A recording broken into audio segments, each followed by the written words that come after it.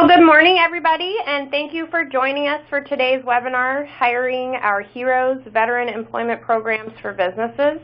My name is Mary Lois Bolka. I'm the Sector and Strategies Coordinator for the Northwest Wisconsin Workforce Board. And as a part of our business services team, we offer these webinars on a monthly basis with varying topics.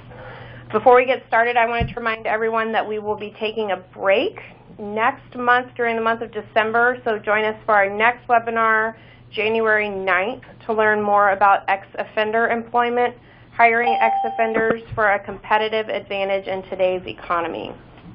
You can find our full schedule of webinars on our website, nwwib.com/biz, B-I-Z, services webinars just business services webinars. Also, if you have any suggestions or requests for any topics that you would like to be covered in future webinars, you can contact me. For today's webinar, we have Tom Casey with the Disabled Veterans Outreach Program and Brian Peterson, Local Veteran Employment Representative. They will cover information regarding programs available to employees as incentives for hiring unemployed veterans, as well as programs available to veterans seeking training and/or employment. The webinar will be followed by a brief question and answer portion, so stick around afterwards with any questions you might have. Otherwise, I'll hand it over to Brian and Tom. Good morning. Good morning. Thank you all for joining. My name is Brian Peterson. I'm the local Veterans Employment Rep here for the Office of Veteran Employment Services. And first off, can everybody see the screen? Yes. Yep, I can see it. Yes.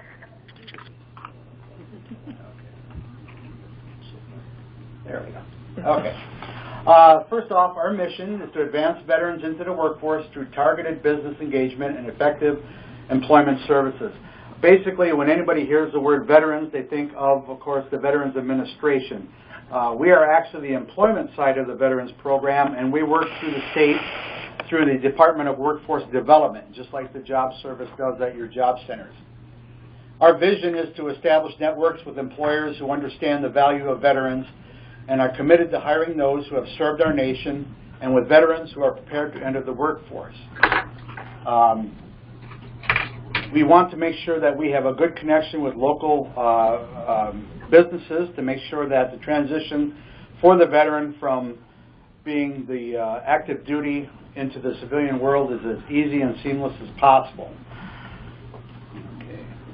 As I said, OVS provides employment assistance to veterans via the Department of Labor. The Department of Labor actually funds our grants through the state of Wisconsin, so they are the ones that set the requirements and the guidelines that we must follow. We also work with the Wagner-Pizer Transition Assistance Program and the WIOA, Workforce Innovation and Opportunities Act, as part of our partnership with the job center staff. We work through the WDAs. WDA 7 is the one currently in this area. I, as a leaver, cover 2 WDAs, so I cover WDA 8 and 7. I am home placed out of Eau Claire, Wisconsin, obviously, but I do cover all the areas, and I make trips up here as needed.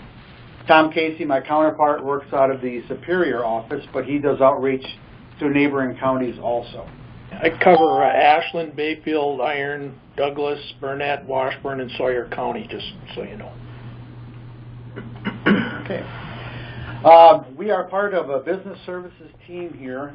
The idea being that all members of the partner agencies can work to get employment for the businesses in the local area.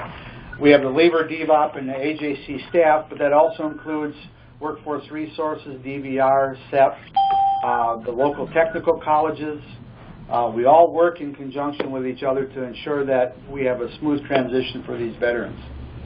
As you can see, DVOP specialists will serve the veterans and other eligible veterans most in need of intensive services. We'll get into that a little bit more in a future slide here. And the LVERS works with employers to highlight the benefits for hiring veterans. AJC staff provide priority service to all veterans, especially non-SPE veterans. Priority service is basically any program that is federally funded must give priority of service to any veteran that applies for that service. Yeah, I mean, it doesn't mean that they're put ahead of anybody necessarily. They need to let us know in If order they all for have the us same to qualifications and the same needs, then the veteran would be the evaluate first themselves. person in line for that program.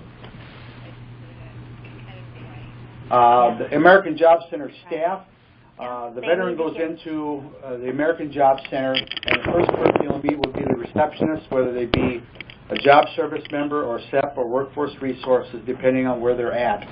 They will note that they are a veteran in need of services. At that point, that staff member there at the registration desk would give them what we call a veteran screening form, and on that list requirements that they need to be eligible for our program and to see if they are an SBE or significant barrier to employment veteran. That determines where we actually send them from that point on. Okay, local veterans employment rep, that is what I do.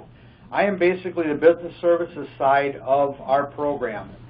I meet with employers to see what they have in needs for veterans, especially those that are federal contractors, because there is a requirement as a federal contractor to hire so many disabled veterans. The idea behind this is to see what the work environment and work structure is like, so that disabled veterans, when we bring them into here, would be able to adjust to the accommodations that are there. It makes a big difference to know whether they're going to be sitting or standing for 8-hour, 12-hour shift, what the environment is like, is it noisy. It plays a part in how the veteran would be able to transition into that job. We also host seminars and workshops. We do that in conjunction with our AJC staff, along with the tech colleges and any employers that are out there to hold job fairs and such like that to bring in the applicants that you need.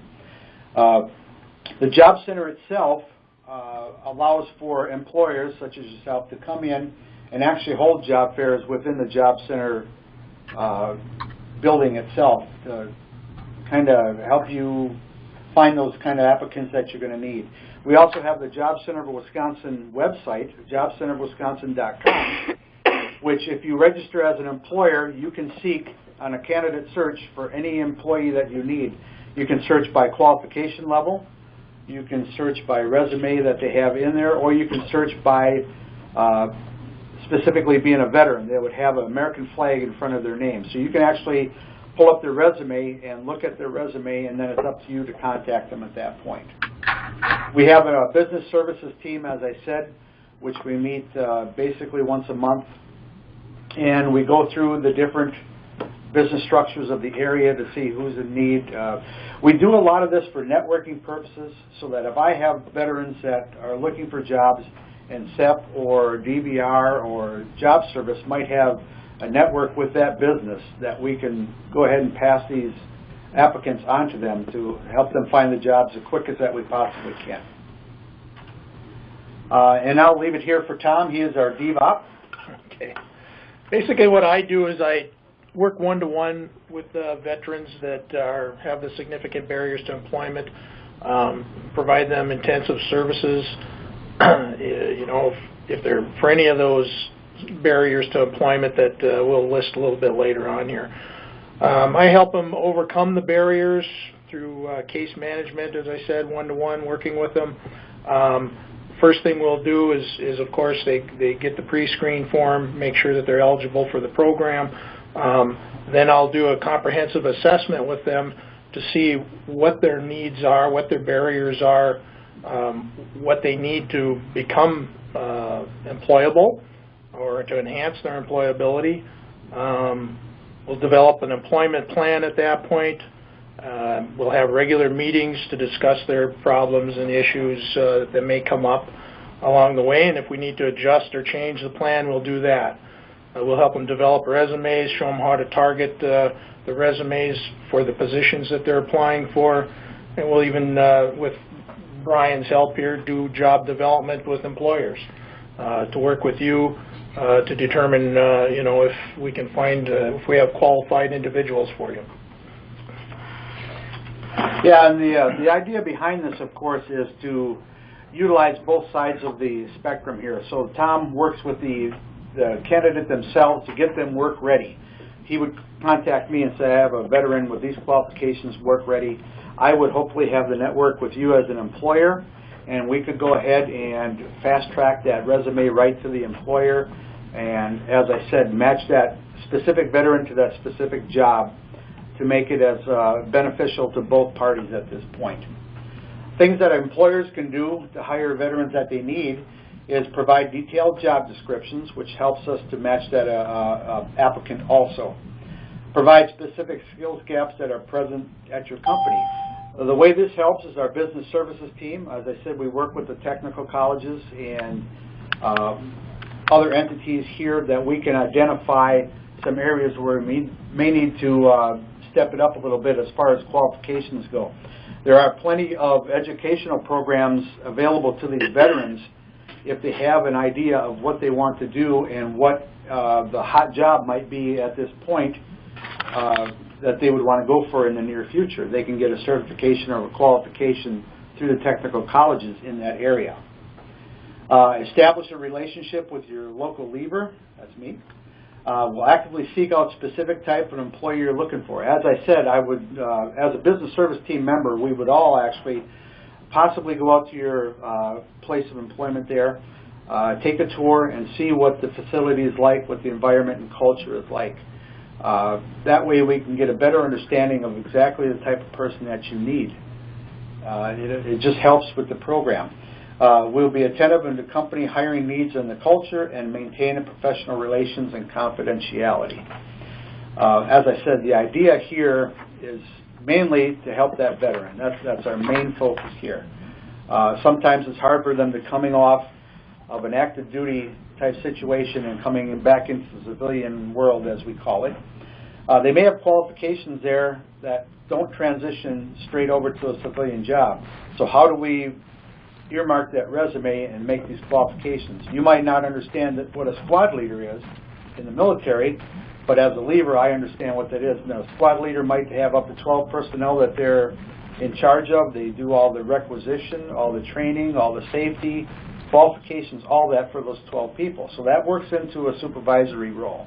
And we want to make sure that they can identify that on the resume. And that's where we help out with the certain types of aspects as far as a veteran's concerned. Also, if they have a disability, service-connected disability, we want to utilize that to the best of the ability of that veteran and to the accommodation of the employer. If it's a physical disability, can they sit and stand during the job? Are they office work? Is there some place for them, that they can work through that? Other issues might be, there's a lot of talk about PTSD, obviously, and that's a big concern with employers and people in general also. Is there a place for that type of a veteran in your company? One aspect is Seneca Foods out of Cumberland. They had a very good situation set up there where they had a veteran who had some PTSD issues. Well, they had a safe place for him to go in the HR area where he could go sit and take his breaks. And at that point, he would decompress a little bit and work through whatever anxiety or panic he may have, and then go out on the work floor. And the person was in the maintenance department, so he was somewhat self-motivated as far as his work was concerned. But it worked out very well for both the company and for the veteran. So that's where we work to transition that veteran into a job that he's going to stay with for a while. Eligibility for DevOps services. When a veteran comes in, they have to meet eligibility requirements, and they have to meet the requirements of being a significant barrier to employment. As we see here on the screen, are they receiving VA compensation for a service-connected disability, homeless or at risk of being homeless, separated for at least 3 years with 27 weeks of unemployment, have prior incarceration, lack of high school diploma, or low income, or within 18 to 24 years.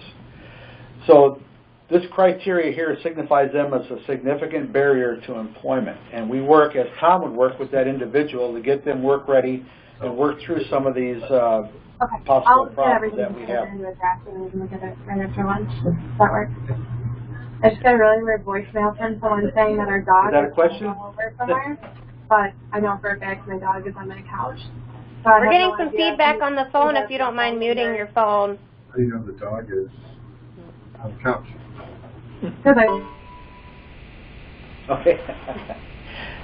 Okay, and veterans within 24 months of retirement or 12 months of separation, as I said before, being able to utilize their military training and turn that into civilian transitional training is a hard thing to do for a lot of military, and it's hard for the business to understand what that military member is talking about when they talk about their skills and qualifications they learned in the military. So our job is to make that transition a little easier and do the wordsmithing on that resume to make it understandable. The eligibility for the veterans, here's where part of the DOL comes in with the requirements. They must be enlisted for 181 days or more of active duty service. What this means is it could be problematic when you're talking about reserves or National Guard. Even though they do basic training, they do their 1 weekend a month and 2 weeks throughout the summer, that does not qualify them as a veteran for our programs because they have not been activated for active duty. If they were sent to Iran or Iraq, Afghanistan, as part of a conflict, a military conflict, and activated, then they would qualify for services. The only exception being if they were injured at any time during their training for a service-connected disability, then they also would qualify. Discharge due to a service-connected disability, as I said, that could be happen at any time, boot camp, weekend duty, or summer training, or active duty at any time also. If it's service-connected disability, they automatically are eligible. Or discharge under anything other than dishonorable conditions. And it also covers the spouse of veterans also. If the veteran died due to a service-connected disability or is 100% permanent and total disabled. And family caregivers for veterans also. If that veteran is 100% disabled and there is a family caregiver for that person, they would qualify for services under our program also. And Tom, if you want to take over there. All right. Well, yeah, there's some different programs that help us accomplish what we're trying to do here. Priority of service under the Department of Labor programs that Brian mentioned before, covered veterans and the eligible spouses of the covered veteran. Some of the priority of service programs are listed there. There are some other ones too that aren't listed on there. There's the work opportunity tax credit that can help a veteran, and it's kind of an incentive for an employer to hire a veteran. There's also if a veteran was 50% or more, had a 50% or more service-connected disability, there's another program called the Veterans Employment Grant that can offer up to $10,000 over 4 years in a grant situation for an employer to hire this veteran and to keep him employed. There's other programs that some are specific to the veteran.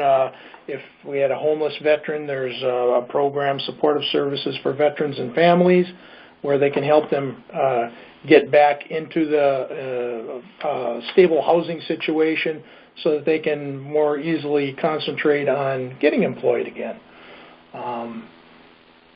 There's a pile of them. What I would suggest you do is if you have a question on any of these, to give one of us a call. Move that ahead. Sure. There's the fast track for hiring veterans with 30% or greater service-connected disability for state service careers. Basically, what we do is we help to accommodate the agencies. We can streamline the services by cutting through some of the red tape. If we can supply a reasonable amount of service-connected disabled veterans, that are qualified for the position. We can get them hired quickly, which helps everybody, including the veteran. One thing I'd like to explain a little bit is about the service-connected disability itself. When you think of disabled vet, you know, the first thing that pops into mind is somebody who's got a significant physical issue, whether it be missing a limb or in a wheelchair, whatever the case may be. In the military, it works a lot different through the VA. You could be 10% disabled for hearing loss, and you're considered a disabled vet. They basically work on a couple different areas. 30% is one cutoff, and 50% is the other, depending on the disability itself. But this could also be a number of disabilities, whether it be arthritis in the shoulder and the hip, a bad ankle, hearing, that could combine up to be 50%.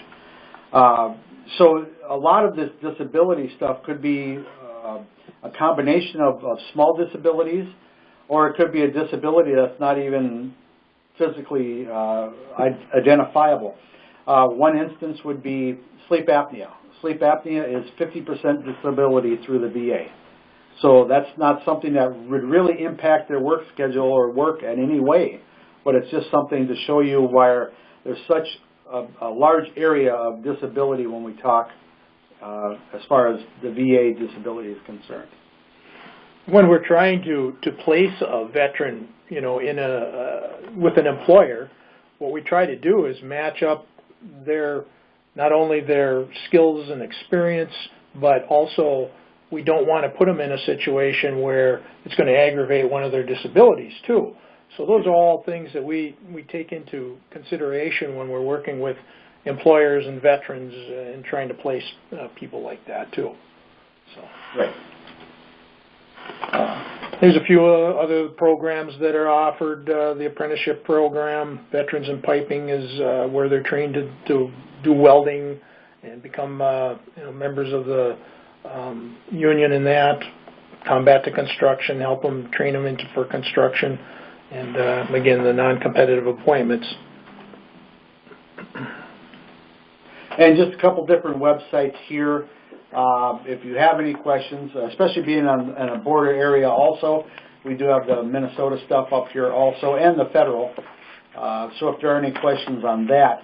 The good thing also about this network, the business services team, if there's any questions that you have, we might not have the specific answer, but we can sure put you in the right direction or the right contact with the people who can answer that question. And here we have the list of contact information for myself and Tom Casey. And we welcome you to contact us at any time.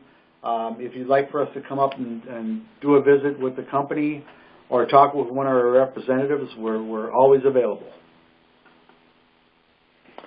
That sounds about right. Do we have any questions at this time? I was just wondering if we would get a copy of the PowerPoint. There's a lot of good information on it.